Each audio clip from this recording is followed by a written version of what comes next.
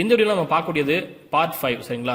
5வது பாகம் பார்க்க போறோம். ஏற்கனவே 4 பாகங்கள்ல முதல் பாகம் அறிஞர் அண்ணா, 2வது பாகம் இரவு என முடியக்கூடிய நூல்கள், 3வது பாகம் விளக்கு என முடியக்கூடிய நூல்கள், 4வது பாகம் பூக்கள் என முடியக்கூடிய நூல்கள் பார்த்திருக்கோம். 5வது பாகம் இந்த வீடியோ.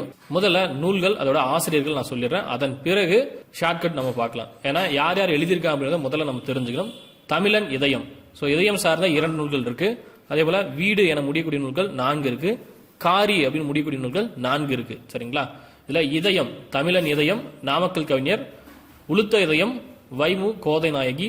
அதே போல வீடுல இருக்கக்கூடிய 4 நூல்கள்ல மணல் வீடு சீசு செல்லப்பா, இருண்ட வீடு பாரதிதாசன், ஆகாயத்திற்கு அடுத்த வீடு மு மேத்தா, மாற்றப்படாத வீடு தேவதேவன். அடுத்து காரி என முடியக்கூடிய நூல்கள் பார்த்தீங்கன்னா வேலைக்காரி அண்ணா, பூக்காரி நா பிச்சமூர்த்தி, நாட்டியக்காரி வள்ளிக்கண்ணு, நாடகக்காரி கல்கி. ஸோ மொத்தமா 10 நூல்கள் இந்த வீடியோவில் நம்ம பார்க்க போறோம். அதற்கான ஷார்ட்கட்டும் பார்க்கலாம். இதுதான் நூலாசிரியோட பெயர்கள்.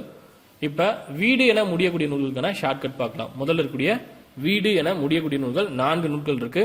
முதல் நூல் என்ன அப்படின்னு பார்த்தீங்கன்னா மணல் வீடு. மணல் வீடு சீசு செல்லப்பா. இதுல சிசு எடுத்துக்கோங்க, இதுல மணல் எடுத்துக்கோங்க. மணல் வீடு சிசு செல்லப்பா. சிசு அப்படின்னா மழலை, அதாவது குழந்தைகளை சொல்லுவோம். குழந்தைகள் எல்லாருமே பாத்தீங்கன்னா மணல் வீடு கட்டுவாங்க.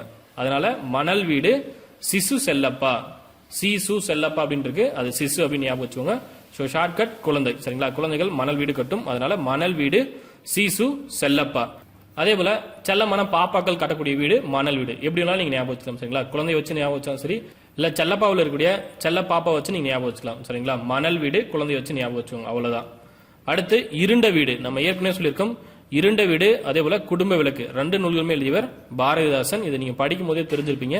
இல்ல ஷார்ட்கட் தான் நம்ம பார்க்கணும் அப்படின்னு பார்த்தீங்கன்னாலும் இருண்ட வீட்டுல விளக்கு ஏத்துவாங்க. ஸோ விளக்கு ஏற்றும் போது நமக்கு கூட இருக்கிறது தாசன் சரிங்களா.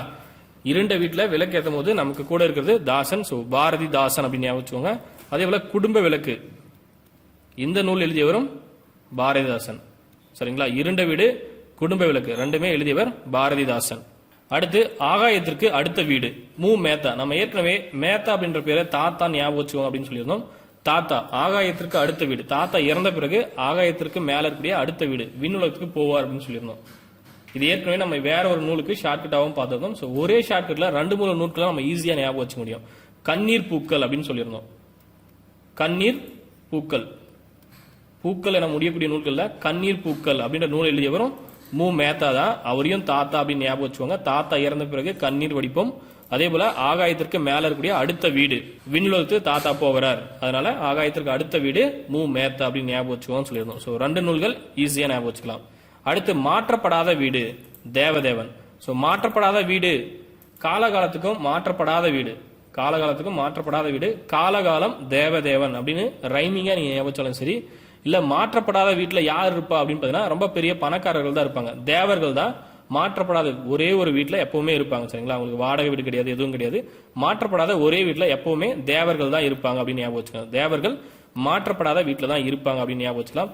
இல்ல காலகாலத்துக்கு மாற்றப்படாத வீடு தேவதேவன் ரைமிங்கா வச்சாலும் சரி, எது வச்சாலும் நீங்க ஈஸியா ஞாபகம் வச்சுக்கலாம் சரிங்களா. ஸோ ஒவ்வொரு நூலுக்குமே 2 ஷார்ட்கட் பார்த்திருக்கோம். அடுத்து காரி என முடியக்கூடிய நூல்கள் என்னென்ன நூல்கள் அப்படின்னு பார்த்தீங்கன்னா வேலைக்காரி, பூக்காரி, நாட்டியக்காரி, நாடகக்காரி. இதுல நாட்டியக்காரி நாடகக்காரி 2மே கன்ஃபியூஸ் ஆகும். ஸோ அது வந்து கம்பேர் பண்ணிக்கோங்க. நாட்டியக்காரி நாடகக்காரி அதற்கான ஷார்ட்கட் நான் சொல்லிடுறேன். முதல்ல வேலைக்காரி, நம்ம ஏற்கனவே அண்ணாவோட நூல்கள் பார்க்கும்போது வேலைக்காரி அப்படின்னு நூலும் பார்த்திருக்கோம். பார்வதி பி இந்த மாதிரி நிறைய நூல்கள் அவர் எழுதிய ஒரு 17 நூல்களுக்கான ஷார்ட்கட் நம்ம பார்த்திருந்தோம். அது வந்து அவர் எழுதிய எல்லா நூல்களையும் தொகுத்து ஒரு கதை மாதிரி சொல்லியிருந்தோம் சரிங்களா. அந்த ஷார்ட்கட் முதல் ஷார்ட்கட் நம்ம பார்த்திருந்தோம். இப்ப வேலைக்காரி அப்படின்னு நூலை அண்ணா எழுதியிருக்காரு. எப்படி ஞாபகம் வச்சுக்கலாம் அப்படின்னு பாத்தீங்கன்னா வேலைக்காரி வீட்டுல எல்லாமே அண்ணா இருப்பாங்க. அண்ணாவுக்கு தங்கச்சி இருந்தா அந்த தங்கச்சிய வேலைக்காரி மாதிரி ட்ரீட் பண்றாரு. அண்ணாக்கள் எல்லாருமே பாத்தீங்கன்னா தங்கச்சிய வேலைக்காரி மாதிரி வேலை வாங்கிட்டே இருக்காங்க. சோ என் அண்ணன் என்ன வேலைக்காரி மாதிரி வேலை வாங்கிட்டே இருக்காங்க. அண்ணன் எப்போதும் தங்கைகளை வேலை வாங்கிட்டே இருக்கிற வேலைக்காரி அப்படின்னு ஞாபகம் வச்சுக்கோங்க. அடுத்து பூக்காரி நான் பிச்சைமூர்த்தி. பூக்காரி அப்படின்னு இருக்கு, பிச்சைமூர்த்தி அப்படின்னு இருக்கு. இதுல பிச்சை எடுத்துக்கோங்க, பூக்காரியில பூ எடுத்துக்கலாம் சரிங்களா. ஒரு பூக்காரி அதாவது பூ விற்கிறவங்க கிட்ட நம்ம போயிட்டு என்ன பண்றோம் அப்படின்னா பூ வாங்குறோம். 1 முழம் 2 முழம் வாங்குறோம் அப்படின்னா 1 முழம் 50 ரூபா அப்படின்னு சொல்றாங்க. நம்ம என்ன பண்ணுவோம், 40 ரூபாய்க்கு கொடுங்க, 35 ரூபாய்க்கு கொடுங்க அப்படின்னு சும்மா பிச்சை கேட்கற மாதிரி சரிங்களா. அமௌண்ட்டை குறைக்கிறோம், தப்பா எடுத்துக்க வேண்டாம். பிச்சை கேட்கறதா சொல்லக்கூடாது, அமௌண்ட்டை குறைச்சி ஒரு பிச்சை கேட்கற மாதிரி கேட்கறோம். அதனால பிச்சை மூர்த்தி அப்படின்னு பூக்காரி அப்படின்னா பூக்காரி நம்ம போயிட்டு பூ அவங்க என்ன ரேட் சொல்றாங்களோ அதே ரேட்ல வாங்குறதுல கொஞ்சம் குறைச்சு கொடுங்க அப்படின்னு பிச்சை கேட்கற மாதிரி கேட்கறோம். அதனால பிச்சை மூர்த்தி அப்படின்னு ஞாபகம் வச்சுங்க. அப்படி இல்ல பூக்காரி லவர் அப்படி கூட ஞாபகம் வச்சுக்கோங்க சரிங்களா. உங்களோட லவரை நீங்க பூக்காரி அப்படின்னு வச்சுட்டு லவர் கிட்ட நீங்க பிச்சை கேட்கற மாதிரி ஞாபகம் வச்சுக்கலாம். எது வச்சாலும் சரி, ஒரிஜினலா இருக்கக்கூடிய பூக்காரி ஞாபகம் வச்சாலும் சரி, பூக்காரியை உங்க லவரா நீங்க ட்ரீட் பண்ணிட்டு உங்க லவர் கிட்ட நீங்க லவ் ப்ரொபோஸ் பண்ணும்போது என்னோட லவ் ஏத்துக்கும் அப்படின்னு பிச்சை கேட்கற மாதிரி நீங்க ஞாபகம் வச்சாலும் சரி, உங்களுடைய எண்ணம் தான் சரிங்களா. எந்த வேவ் லென்த்ல நீங்க புரிஞ்சுக்கிறீங்களோ அதை நீங்க ஈஸியா எடுத்துக்கலாம். அடுத்து நாட்டியக்காரி, இதுல வள்ளிக்கண்ணுல கண் எடுத்துக்கோங்க, நாட்டியத்துல நாட்டியத்தை எடுத்துக்கோங்க. கன்ஃபியூஸ் ஆக வேண்டாம். நாட்டியம் கண்ணு. இந்த நாட்டியம்ன்றது மறக்காம இருக்கணும் அப்படின்னா பரதநாட்டியத்தை ஞாபகம் வச்சுக்கலாம். பரதநாட்டியம், பரத நாட்டியம், பரத நாடகம்னு வராது, அதனால பரதநாட்டியம் அப்படின்னு ஞாபகம் வச்சுக்கோங்க. பரதநாட்டியத்துல எப்பவுமே கண் என்ன ஆகும், சுழலும். பரதநாட்டியம் ஆறவங்களுக்கு கண் அந்த அசைவுலாம் ரொம்ப சிறப்பா இருக்கும். ஸோ பரதநாட்டியத்துல கண்ணு ஞாபகம் வச்சுக்கோங்க. நாட்டியக்காரி வள்ளிக்கண்ணு, அவ்வளவுதான். பரதநாட்டியக்காரி வள்ளிக்கண்ணு. கண் எப்பவுமே சுழலும். பரதநாட்டியத்துல கண் அசைவு, அந்த அசைவுகள் எல்லாமே சிறப்பா இருக்கும். அதனால நாட்டியக்காரி வள்ளிக்கண்ணு, கண்ணை வச்சு ஞாபகம் வச்சுக்கோங்க. அடுத்து நாடகக்காரி கல்கி அப்படின்னு இருக்கு, இதுல கல்லை மட்டும் எடுத்துக்கோங்க. நாடகக்காரியில கல் அப்படின்ற வார்த்தை எடுத்துக்கோங்க. நாடகம், நம்ம கிட்ட நிறைய பொய் சொல்லி நம்மளை ஏமாத்தக்கூடிய பெண் என்னன்னு சொல்லுவோம், நாடகக்காரி அப்படின்னு சொல்லுவோம். நம்மளை ஏமாத்துறா, நாடகம் ஆடுறா அப்படின்னு சொல்லுவோம். சோ அந்த பெண்ணுக்கு கல் மனசு அப்படின்னு ஞாபகம் வச்சுக்கோங்க. நாடகக்காரி, நம்ம கிட்ட பொய் சொல்லி நிறைய ஏமாத்தக்கூடிய பெண்ணுக்கு கல் மனது அப்படின்னு ஞாபகம் வச்சுக்கோங்க. அவ்வளவுதான் சரிங்களா. நாடகக்காரி கல் மனது கொண்டவள், அதனால கல்வி. சோ 4 நூல்கள் முடிந்தது. அடுத்து இதயம் என முடியக்கூடிய நூல்கள் 2 நூல்கள் இருக்கு. சோ முடிச்சிடலாம். தமிழன் இதயம், நாமக்கல் கவி அப்படின்னு இருக்கு. தமிழனோட இதயத்தை யாருமே மதிக்கிறது இல்ல, தமிழனோட இதயத்தை யாருமே மதிக்கிறது இல்ல, எல்லாருமே தமிழனுக்கு நாம தான் போடுறாங்க அப்படின்னு ஞாபகம் வச்சுக்கோங்க. தமிழன் சொல்லக்கூடிய எந்த ஒரு கோரிக்கைகளும் நிறைவேற்றப்படுவதில்லை. தமிழுக்கு தண்ணி கூட கிடைக்கிறது இல்லை, காவிலிருந்து தண்ணி கூட நமக்கு கிடைக்கிறது இல்லை. அதனால அவனோட இதயத்தை யாரும் புரிஞ்சுக்கிறது இல்லை, அவனுக்கு எல்லாருமே நாம தான் போடுறாங்க. சோ நாமக்கல் கவி அப்படின்னு ஞாபகம் வச்சுக்கோங்க. தமிழன் இதயத்திற்கு எல்லாருமே நாம தான் போறாங்க. சோ நாமக்கல் கவி அப்படின்னு ஞாபகம் வச்சுக்கோங்க. அடுத்து உளுத்த இதயம், வைமு கோதை நாயகி அப்படின்னு இருக்கு சரிங்களா. உளுத்த இதயம், உளுத்த இதயம் அப்படின்னு இருக்கு, இதுல கோதை நாயகி அப்படின்னு இருக்கு சரிங்களா. நாயகி ஹீரோயினை பார்த்து என்னோட இதயம் வந்து உளுந்து போச்சு அப்படின்னு ஞாபகம் வச்சுக்கோங்க. பெண், இதுல இருக்கக்கூடிய கோதை அதை வச்சு ஞாபகம் வச்சுக்கலாம். ஏதாவது ஒண்ணு, அந்த பெண்ணை பார்த்துட்டு என்னோட இதயம் வந்து விழுந்துருச்சு, உளுத்த இதயத்தை உளுந்த இதயம் அப்படின்னு ஞாபகம் வச்சுக்கோங்க. கீழே விழுந்துருச்சு அப்படின்னு ஞாபகம் வச்சுக்கோங்க. சோ ஒரு ஹீரோயினை பார்த்து என்னோட இதயம் விழுந்துருச்சு அப்படின்னு ஞாபகம் வச்சுக்கலாம். இல்ல ஒரு பெண் கோதை சரிங்களா, ஒரு பெண்ணை பார்த்து என்னோட இதயம் விழுந்துருச்சு எப்படி வேணாலும் நீங்க ஞாபகம் வச்சுக்கலாம். இல்ல இது ரெண்டுமே வேணாம் அப்படின்னா இதுல கோதை, இதுல இருக்கக்கூடிய தை மட்டும் எடுத்துக்கோங்க சரிங்களா. உளுத்த இதயம் அப்படின்னு இருக்கு, கீழே இதயம் விழுந்த பிறகு உளுந்த இதயம் அப்படின்னு மாத்திக்கோங்க. உளுந்த இதயம், கீழே விழுந்த இதயத்தை எடுத்து தைக்கிறோம் அப்படின்னு ஞாபகம் வச்சுக்கோங்க. எப்படி இருந்தாலும் நம்ம உருவாக்குறதா ஷார்ட்கட் சரிங்களா. தைன்ற வார்த்தையை வச்சு வச்சுக்கலாம், இல்ல நாயகி வச்சு வச்சுக்கலாம், இல்ல கோதையை வச்சு வச்சுக்கலாம். சோ நீங்க உருவாக்கக்கூடிய ஷார்ட்கட் உங்களுக்கு எது கம்ஃபர்டபுளா இருக்கோ அது வந்து ஷார்ட்கட்டா நீங்க வச்சுக்கணும். எந்த ஒரு நேரத்திலையும் உங்களுடைய ஷார்ட்கட் பாத்தீங்கன்னா ரொம்ப டீப்பா நீங்க யோசிக்கிற மாதிரி, உங்களுடைய டைமை வீணாக்குற மாதிரி இருக்கக்கூடாது. இங்க என்ன வார்த்தைகள் கொடுத்திருக்காங்களோ, ஒரு நூலோ இல்ல ஆசிரியரோ இல்ல மேற்கோளோ, அந்த மேற்கோளுக்குள்ள, அந்த ஆசிரியரோட பேருக்குள்ள, அந்த நூலுடைய பெயருக்குள்ள நீங்க ஷார்ட்கட்டை உருவாக்கணும்.